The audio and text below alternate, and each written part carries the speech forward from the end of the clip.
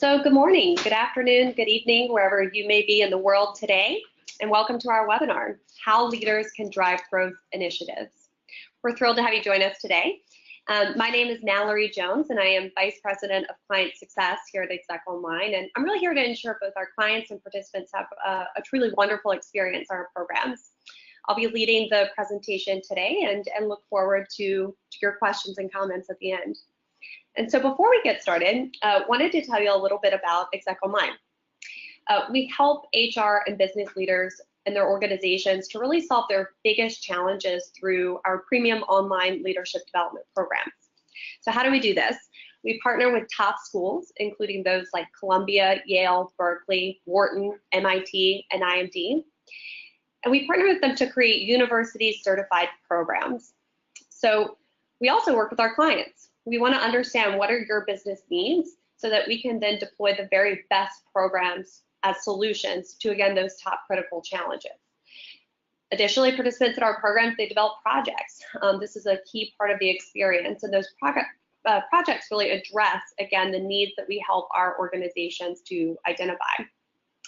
Finally, we measure the financial and business impact of each of these projects and report that back to the organizations that we partner with. What you see here are just some of the clients that we work with. So to date, we've worked with over 130 organizations from around the world across different industries. And again, really they're partnering with them to solve their most critical business challenges. Today, we're going to discuss really how you can help your organization drive growth initiatives with Exec Online's programs.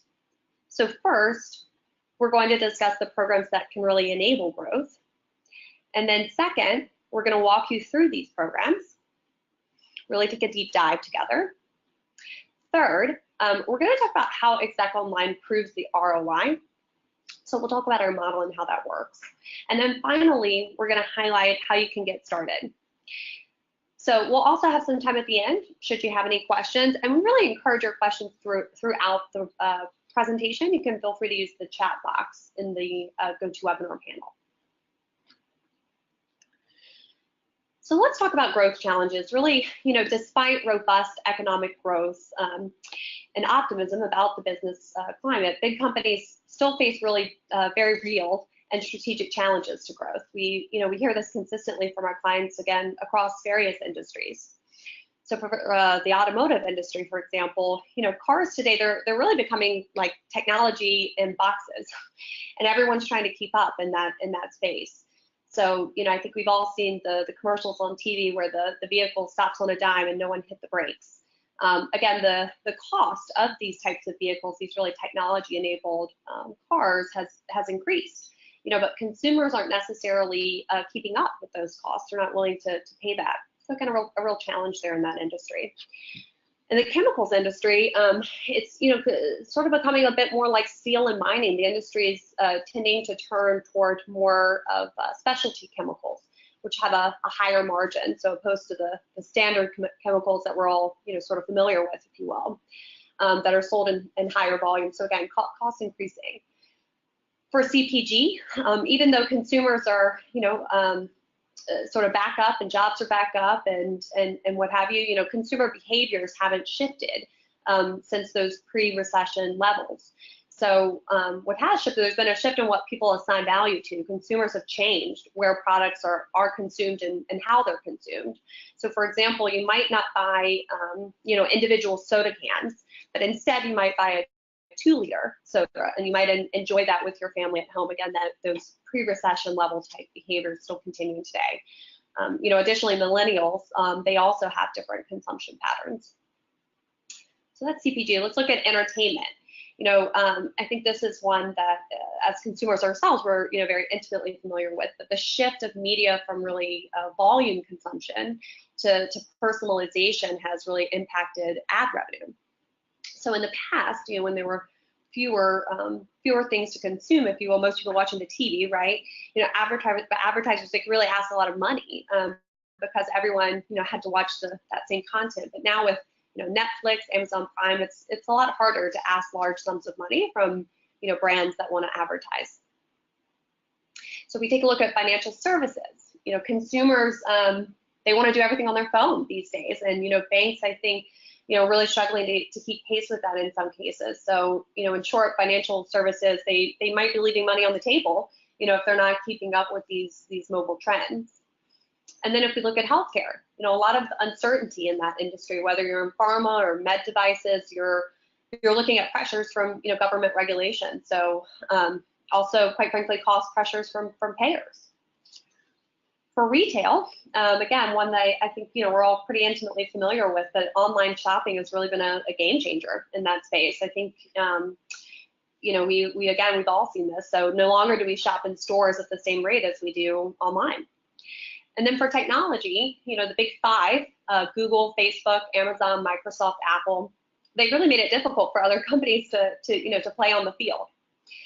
So what capabilities do businesses really require to meet these challenges? Again, regardless of your industry, they must set forward-looking strategy. They must also lead across really global business lines, and then they, critical to embed innovative change. So at Second Line, we offer 3 programs that help companies tackle their most strategic growth challenges. You can see here, Leading Strategic Growth with Columbia Business School, Leading and Managing Globally with Yale and IMD, and Leading Innovative Change with UC Berkeley.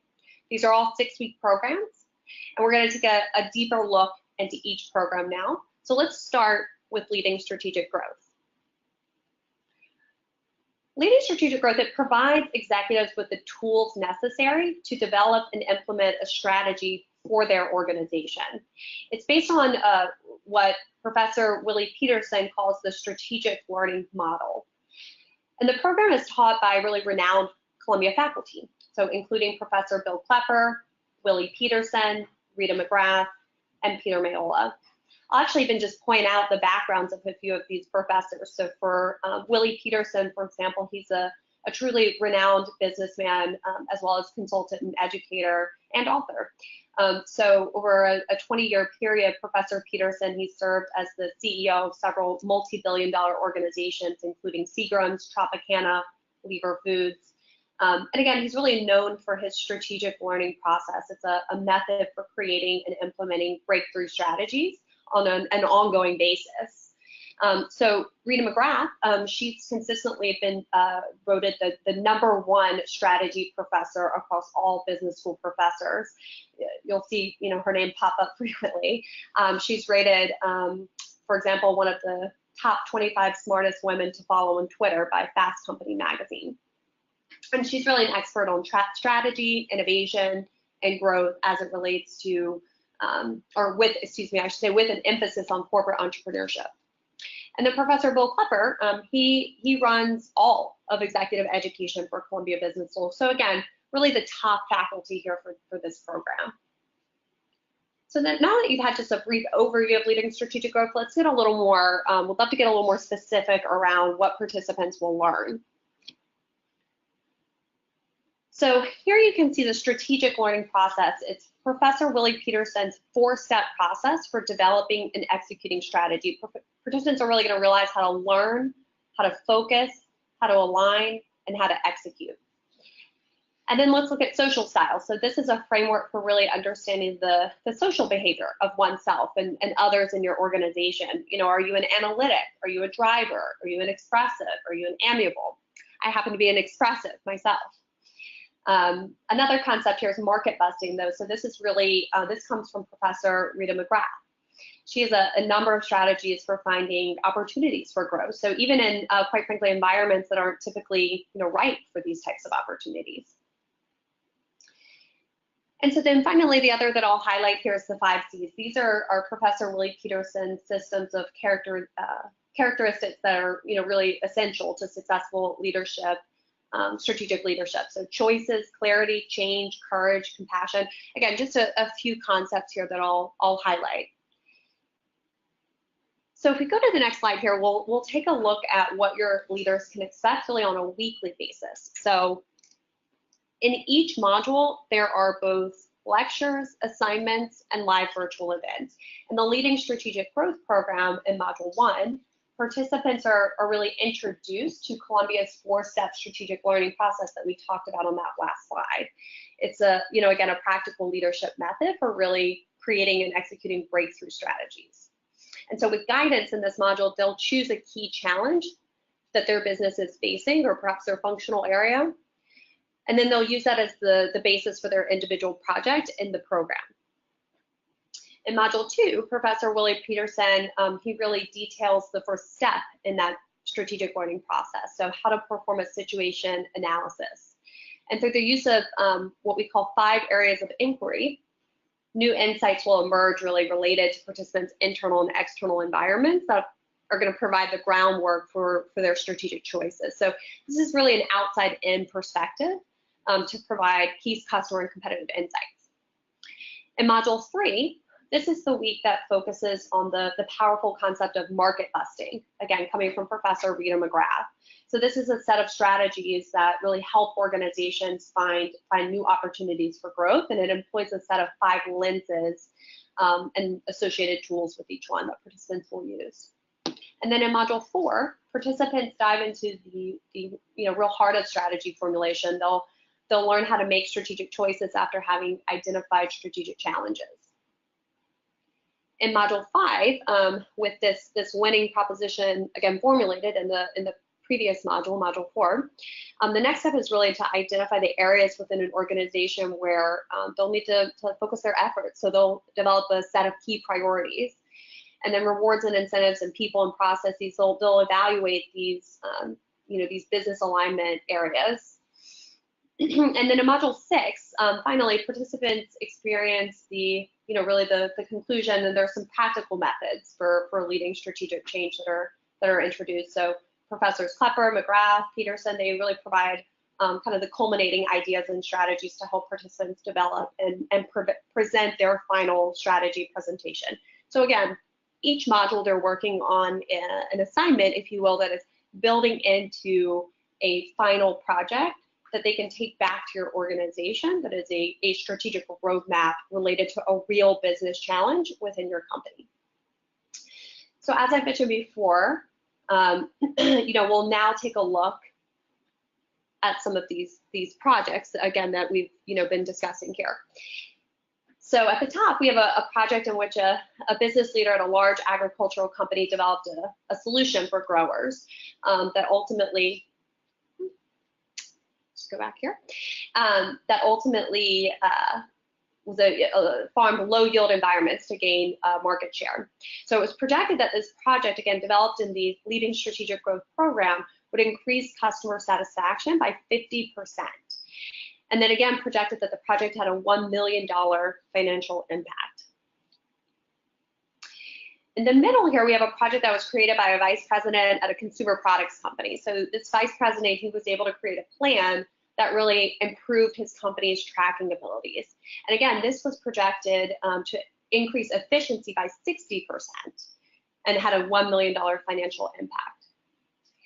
And then finally, an operation director for a medical device company developed a plan that really enabled her organization to compete with branded generics companies.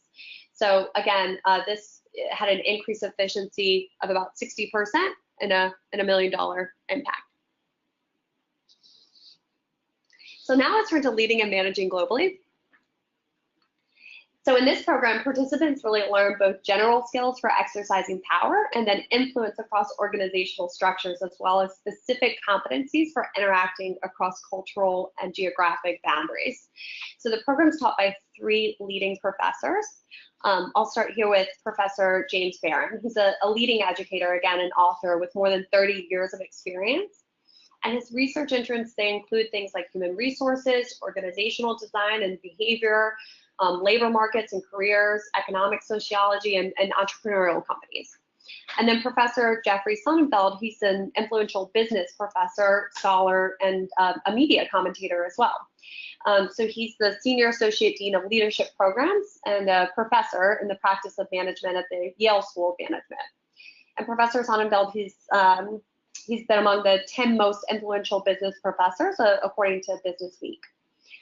Finally, Professor Martha Mesnetsky, she's an expert in global teams, so global leadership, culture, identity, and really how can you empower individual differences. She works really closely with leaders in their companies around the world as it relates to innovative approaches for leadership, really at all levels.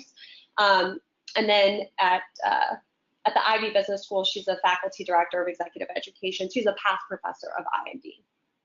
So what are some of the key concepts that leaders will learn in the Leading and Managing Globally program? Let's take a look at that next.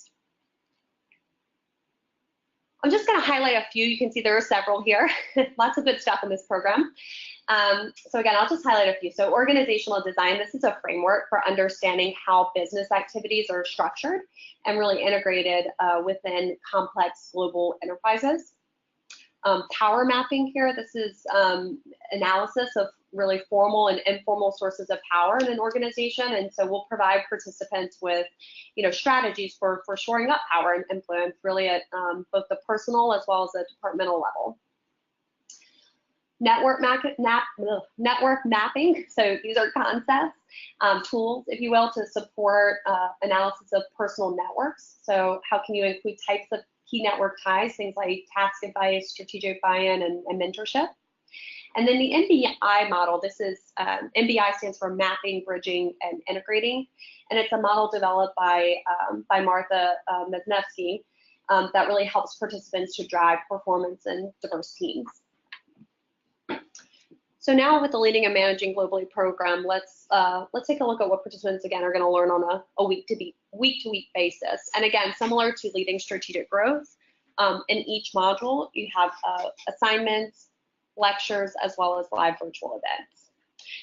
So in this module, Professor Mesnevsky in Module 1 and Professor Barron will provide foundational concepts really related to global management and the role of organizational design here. So with guidance participants, again, they're going to select a global challenge within your organization and begin to analyze the organizational structures that really govern activity. This challenge will form the basis of that personal case study for this program. And again, they'll work on it throughout the duration of the course. In Module 2, Professor Barron will discuss the various types of formal and informal power. And ultimately, we want participants to understand how to effectively achieve the organization's goals by, again, understanding these types of formal and informal power.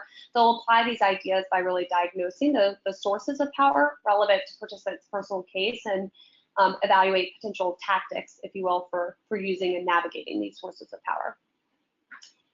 In Module 3, Professor Barron, he provides more tools for evaluating the personal dynamics relevant, to an organization and their initiatives. And then he shows participants how networks can really facilitate or sometimes thwart critical information flows. So participants will be empowered, if you will, to really notice new bridging opportunities that can increase operational effectiveness. And then in Module 4, Professor Mesnevsky, she introduces the Map, Bridge, Integrate framework, so that MBI model that we discussed, that will help participants really understand culture. Most people are aware that personality affects behavior, but they fail to really recognize how cultural assumptions can also affect behavior in really profound ways. So participants are going to apply the concepts of decentering and recentering to really gain greater understanding and effectiveness as it relates to those personal interactions across cultural divides. And then in Module 5, Professor Mesnevsky, she applies participants their sort of a new understanding of culture and working across geographic divides. So working effectively in virtual teams requires really new skills, new ideas, and participants will develop personal strategies for more effective collaboration and, really therein exercising greater leadership. And then in the final module, in Module 6, participants create an action proposal that really integrates the different pieces of analysis that they've done throughout the program. So Professor Mesnevsky and Professor Barron, they provide guidance for implementation and change, and really effective tactics for overcoming resistance. So let me bring this to life for you a little bit in terms of the projects, and again, I'll share with you some sample projects for the Leading and Managing Globally program. So for example, a vice president of healthcare company developed a plan to better align and coordinate efforts and investments between their commercial infrastructure and clinical programs and medical education.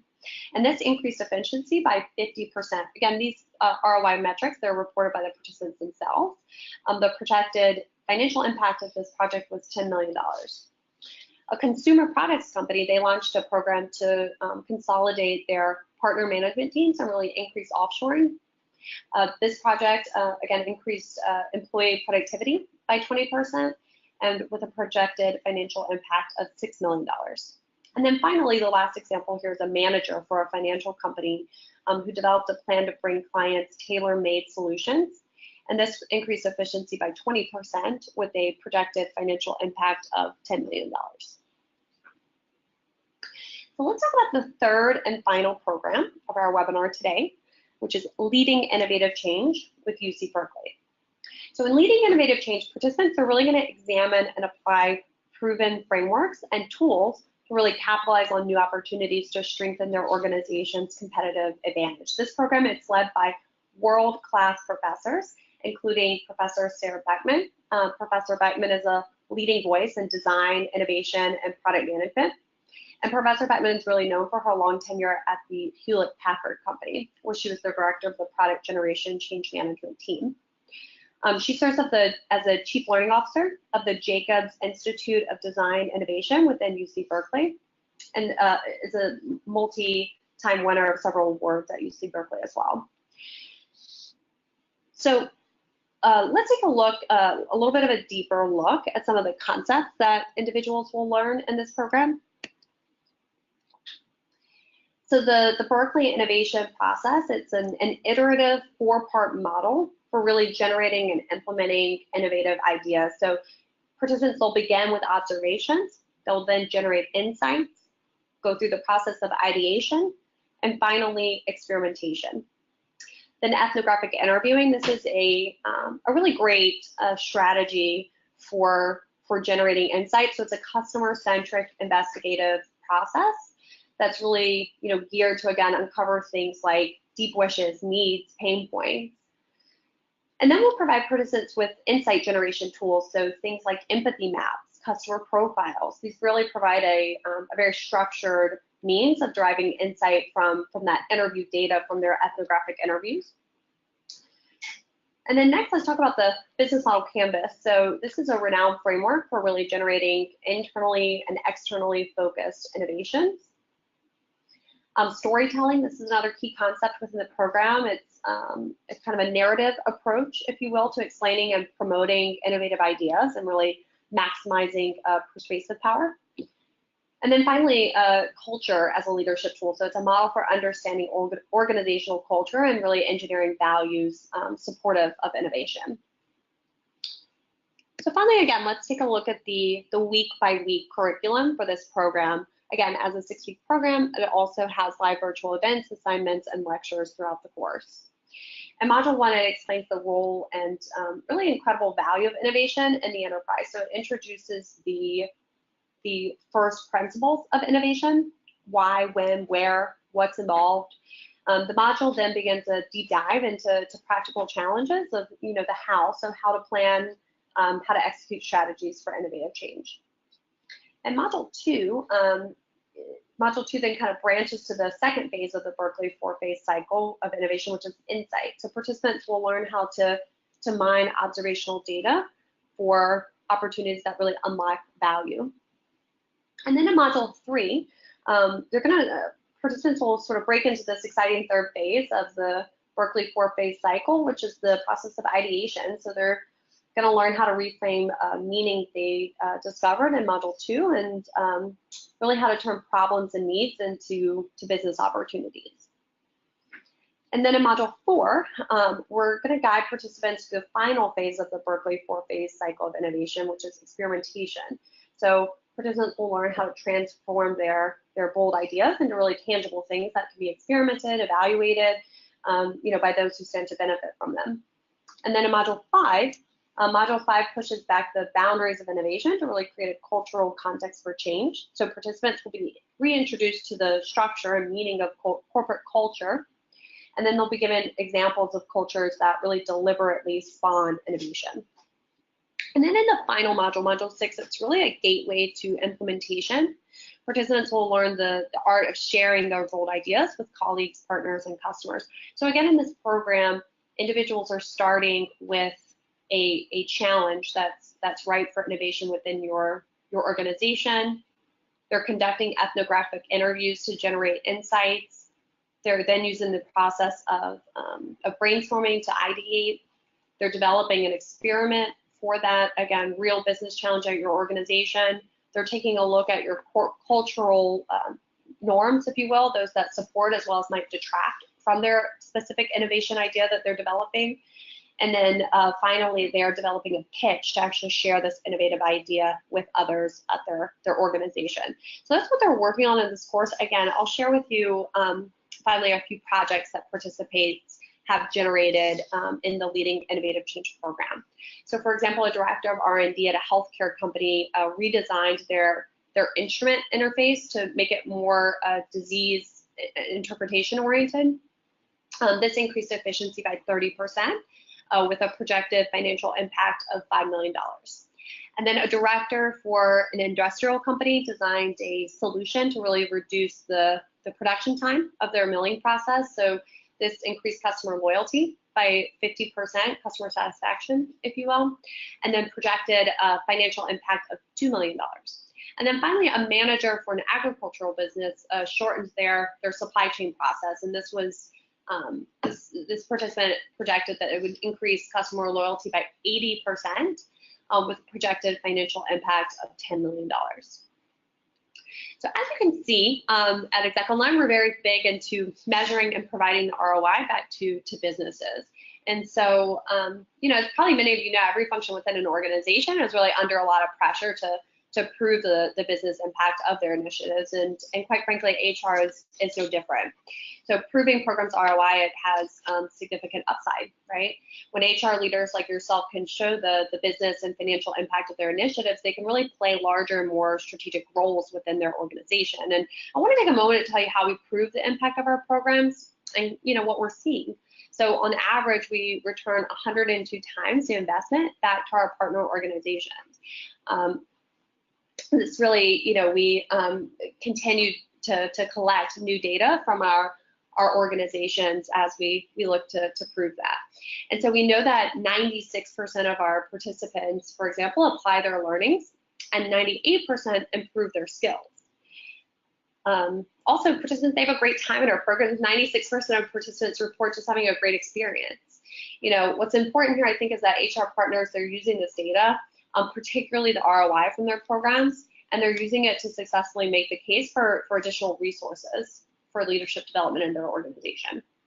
And then what we hear from our clients as well is that the programs, you know, they achieve development results, they contribute to solving business challenges, and, you know, ultimately they just make it easier for HR professionals to report back to the rest of the business on these programs. So here, let's spend just a moment on the fall timeline. So, you know, really the sooner participants start, the sooner your organization can really, you know, realize the return. So as you can see here, the welcome module opened on August 16th. So as soon as a participant registers, they have immediate access to our platform. During this welcome module, they are able to really take a tech check, select time preferences, just ensure that they're set up for the course, and they can also get a taste for the content. Everything really kicks off though when the orientation module opens on September 22nd. Participants will complete their orientation assignment during this module, and so it's about 2 to 3 hours here. And then all programs start on October 2nd.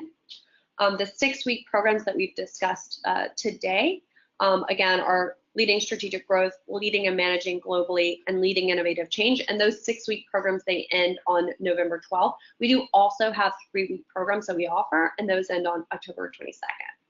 So now, again, we're registering participants. We're actively working with our client organizations around their rosters, and we do ask that if all possible, you submit that roster by September 8th.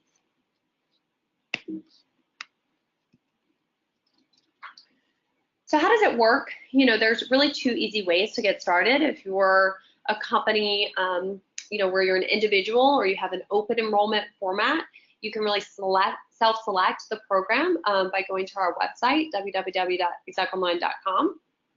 And you can fill in and submit the next step form that's really located on all of our program pages. If you're an HR partner and you're looking to nominate participants, you can select the participants. Once your roster is finalized, you can really, again, begin that onboarding process with us. And to submit this roster, you just visit the enterprise portal, which is located at enterprise.execonline.com. You can see here as well our enrollment team as well as our client success team. We're here to help you. You can always contact enrollment@execonline.com really for any of your enrollment needs, and we'd be happy to assist. So we added here just a few of our most frequently asked questions, and hopefully this will start to sort of jog your mind as to questions that you may have, and we'd be happy to take those in just a moment here. And so, for example, how do you support busy travel schedules? We know that executives are quite busy, and really the ExecOnline courses, they're specifically designed to support busy travel schedules. We have a retention team that really works with participants one-on-one to ensure that they feel well supported. Also, if you're traveling and you're on a plane, we have an iPad app where you can download the lectures in advance, and then you can watch them offline, so without internet. If you need extensions on assignments or otherwise, again, we have a whole retention team that's really there to work with you and make sure that you're able to complete the program. So plenty of people, for example, they go on vacation in the middle of the course, they might be a bit concerned about that prior to beginning, but we work with them again to maybe work a bit ahead or catch back up when they return.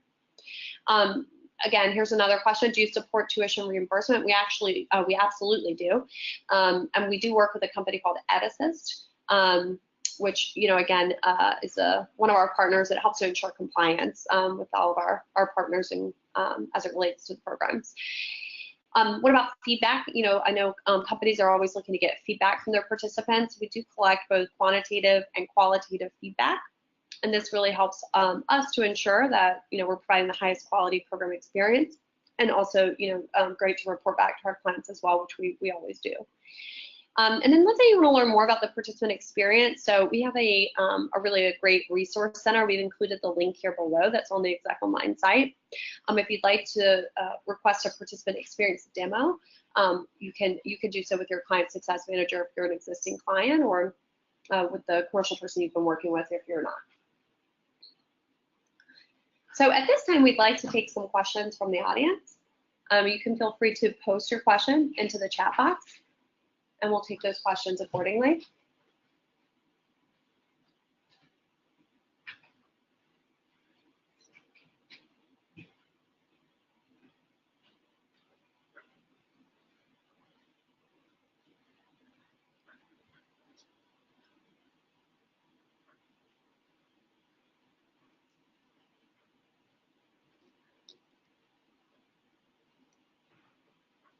All right.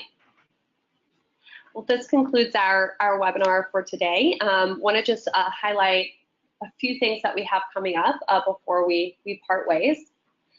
So aside from registration, we have really some great events coming up. This week we have 2 more webinars. The first will occur tomorrow at 1 p.m. Eastern Standard Time, and it's around how to develop innovation roadmaps and prepare for change. And then the next day, how to lead a diverse workforce same time, but again on Thursday of this week. Also, we encourage you to learn more and to attend if you'd like Exec Connect. This is ExecOnline's annual conference. So over 200 leaders will be there, as well as ExecOnline alumni will come together. We'll include, again, business leaders, alumni, faculty members, and really industry thought leaders as well. That's in October. And then finally, we recently released a new white paper. So it's called a project-based approach to L&D investments. And in this white paper, you'll really discover why it's important for organizations to prove their L&D programs ROI, and how to use a project-based approach to programs really to make that happen. So again, that's what's going on. If you, again, if you have any questions or otherwise, we'll be sending the deck and the recording of the meeting out to all of you who have attended today. And thanks for attending. We look forward to partnering with you this fall.